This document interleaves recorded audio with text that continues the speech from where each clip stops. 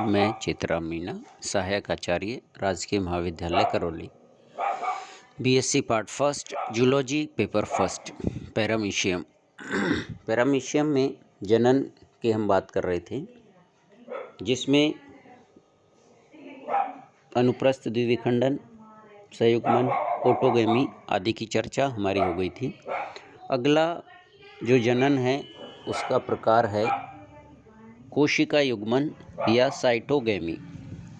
Are विशरमैन ने paramecium कॉर्डेटम में केंद्रकीय विनिमय के बिना ही होने वाली लैंगिक प्रक्रिया को कोशिका युग्मन का नाम दिया। संयुग्मन में, स्वमिश्रण में, कॉन्जुगेशन और ऑटोगैमी में हमने देखा कि आपस में केंद्रक संयुग्मन से प्रजनन संपन्न हो रहा है, लेकिन यहाँ साइटोगैमी में आर विशरमैन द्वारा बताया गया कि केंद्रीय विनिमय के बिना ही होने वाले लैंगिक प्रक्रिया को कोशिका युग्मन नाम दिया जाता है।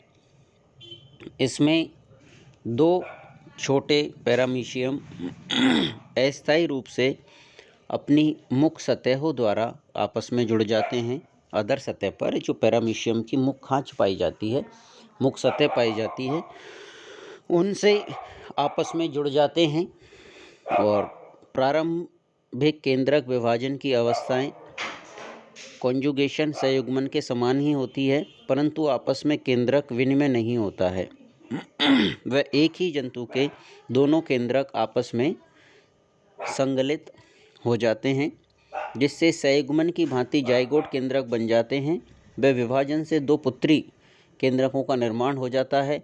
वह इसके बाद दो पुत्री पैरामीशियमों का निर्माण हो जाता है। अगली विधि है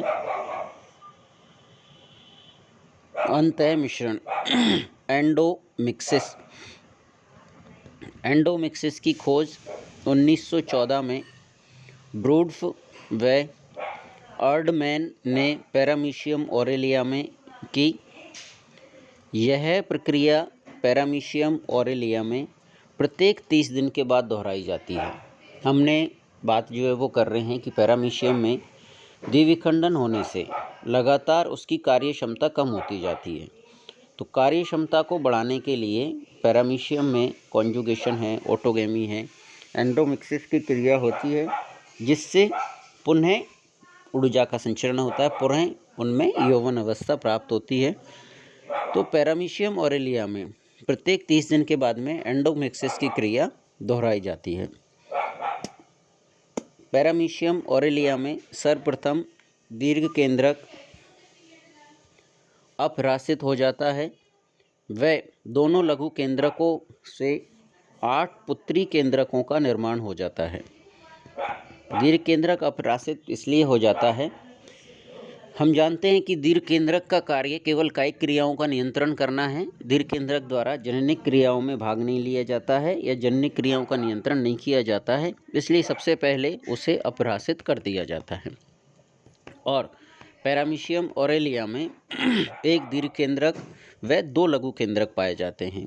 तो इन दोनों लघु केंद्रकों के विभाजन से टोटल 8 पुत्री लघु केंद्रकों का निर्माण हो जाता है।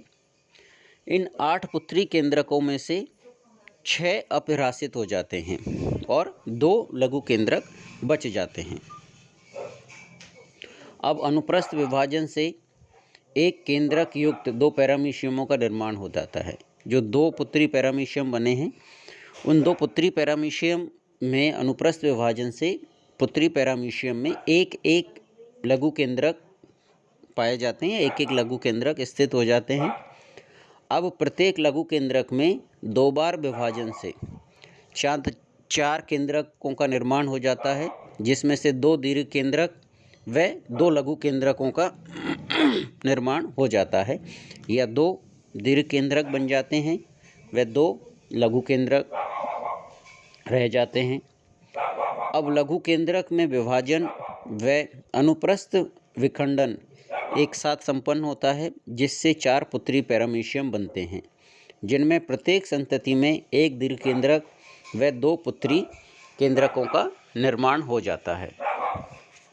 डायग्राम में हमें जो वो दिखाई दे रहा है, तो यहाँ एंडोमिक्सिस के द्वारा एक पैरामीशियम से चार पुत्री पैरामीशियमों का निर्माण हो जाता है, जिसमें पैरामीशियम ऑरिलियम में एक दीर्घ केंद्रक व 2 लघु केंद्रक पाए जाते हैं। पैरामीशियम में परासरण नियमन। पैरामीशियम स्वच्छ जलीय जंतु होता है। पैरामीशियम के अंदर लवणों की सांद्रता स्वच्छ जल से अधिक होती है, मीन्स पैरामीशियम स्वच्छ जल में पाया जाता है। शरीर के अंदर पैरामीशियम में लवणों की मात्रा अधिक होती है, जबकि बाहर लवणों की मात्रा कम होती है।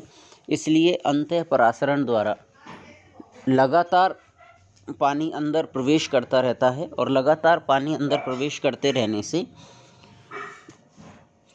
शरीर के अंदर पानी इकट्ठा होता जाता है।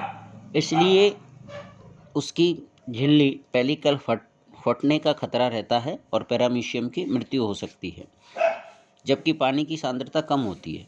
इसलिए अंतःपरासरण द्वारा लगातार पानी अंदर प्रवेश करता है, जिससे पैरामीशियम के फटकर मरने का डर होता है। इसलिए पानी को लगातार बाहर उत्सर्जित किया जाना अति आवश्यक होता है। इसके लिए पैरामीशियम में संकुचनशील धानियाँ क्रमशः असंकुचनशील व प्रसंकुचनशील होती है। असंकुचनशील अवस्था में रिक्तिकाओं के अंदर पानी एकत्रित होता है और प्रकुंचन अवस्था में पेलिकल के समीप जाकर फट जाती है, जिससे पेलिकल छिद्रों के द्वारा पानी बाहर उत्सर्जित कर दिया जाता है। तो पैरामीशियम में पानी के नियमन के लिए जो संकुचनशील धानियाँ पाई जा रही है, एक ऊपर 2 संकुचनशील धानियाँ पाई जाती है जो जल का नियमन करती है, और इस तरह से लगातार पैरामीशियम में जल का रेगुलेशन पाया जाता है, जिससे पानी अंदर से बाहर निकाल दिया जाता है। धन्यवाद।